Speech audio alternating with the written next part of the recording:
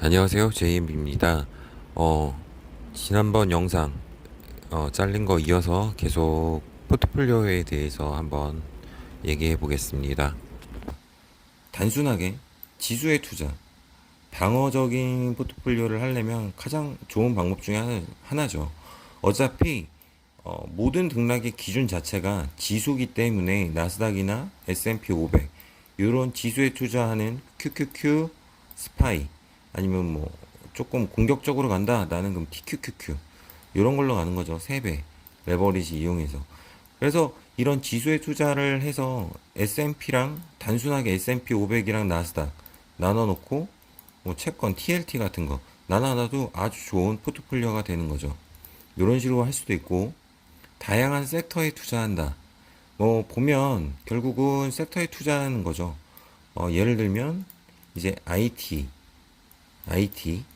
그리고 EV, 친환경 에너지, 금융, 소비재, 의약 이런 식으로 다양한 섹터에 분배해서 한 섹터가 오르고 다른 섹터가 내리고 이런 게 반복되더라도 결론적으로 내 수익은 꾸준히 평균적으로 꾸준히 올라간다. 이렇게 하는 것 자체도 아주 좋은 이제 그 포트폴리오를 구성하는 방법이고요.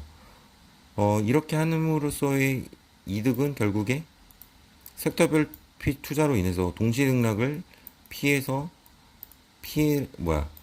하락하는 폭을 좀 최소화 시키는 거죠. 어떻게 보면 최대한 최소화 시키려고 노력하는 것이죠. 아니면 이제 이거는 또 하나의 방법은 시총 투자, 시총 기업의 투자. 즉 뭐냐? 마켓캡이 높은 시총 1위부터 5위 또는 1위부터 10위까지 그냥 투자하는 겁니다. 어차피 올라갈 놈은 올라가고 떨어질 놈은 떨어진다. 어차피 1등에서 5등 기업은 계속 시총을 유지할 것 같다라는 기조를 갖고 있으면 그냥 여기에 최고만 믿고 간다라고 하고 여기에 분산 투자를 하시는 것도 하나의 방법입니다. 이게 나쁜 방법만은 아닌 게 조금은 자연스럽게 섹터가 분리는 됩니다. 물론 요렇게 완전히 섹터들을 나눠서 분리되는 것은 아니지만 어느 정도 분리는 되고요. 또는 이 섹터별 투자에서 섹터를 나눠 놓고 그 분야의 1등 기업에만 투자를 한다라고 하는 것도 요거 두 개를 섞어서 하시는 거겠죠. 이렇게 보통 일반적으로 투자를 좀 나눠서 하는 게 포트폴리오 구성의 정석이라고 보시면 되고요.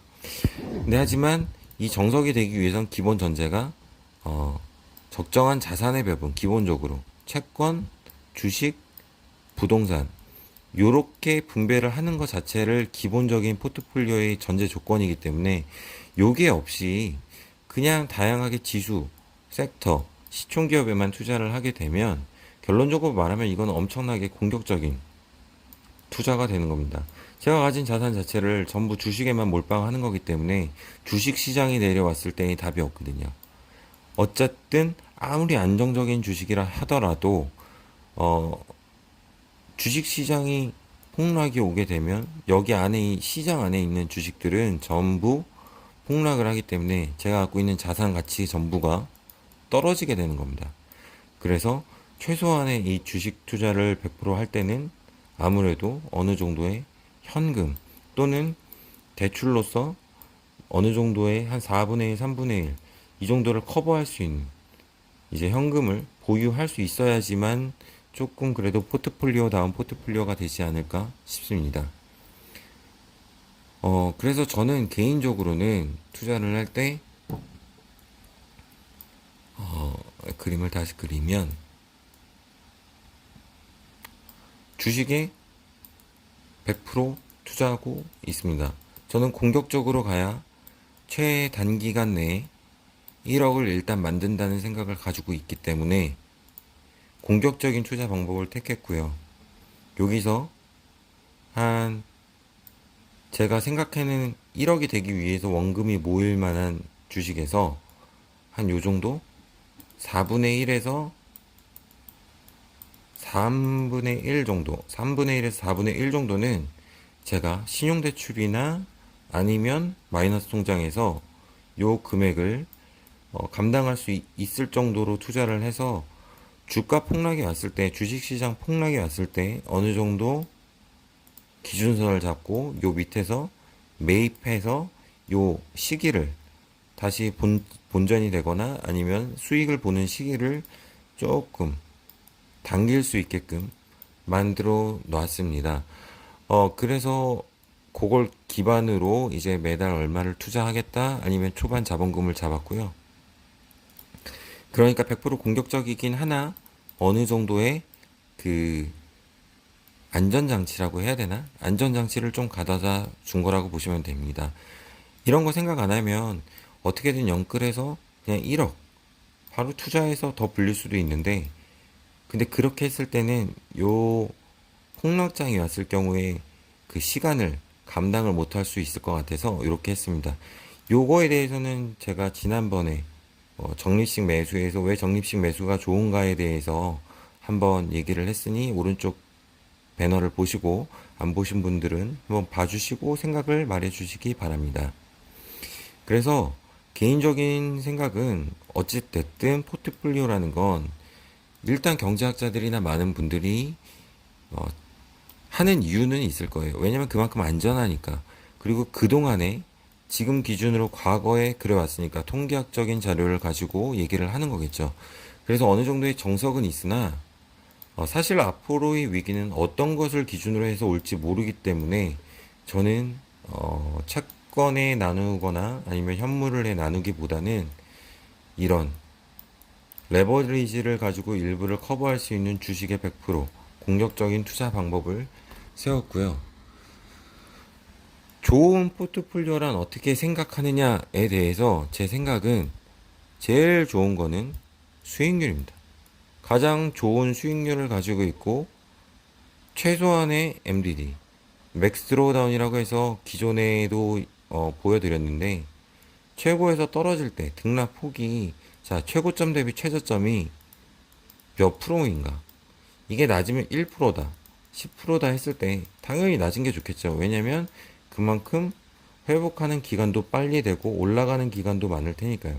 그래서 MDD가 낮고 수익률이 좋은 게 베스트인데 이렇게 하는 것 자체는 사실 아주 주식 분석을 잘 하시고 하시는 분들은 이렇게 하지만 사실 뭐 이런 거를 목표로 할 뿐이지 어, 어떤 게 가장 좋은 포트폴리오다는 장담을 할 수 없는 이유는 기존에는 뭐 금융위기다, 닷컴 버블이다 하면서 왔는데 닷컴 버블 때는 당연히 닷컴 회사들이 가장 많은 충격을 받았고 금융위기 때는 전체적으로 충격을 받았고 코로나 이후에 주가가 상승하면서 있어서 회복을 함에 있어 모든 종목들이 고르게 회복을 한다기보다는 일단 성장주 위주로 많이 회복을 했습니다.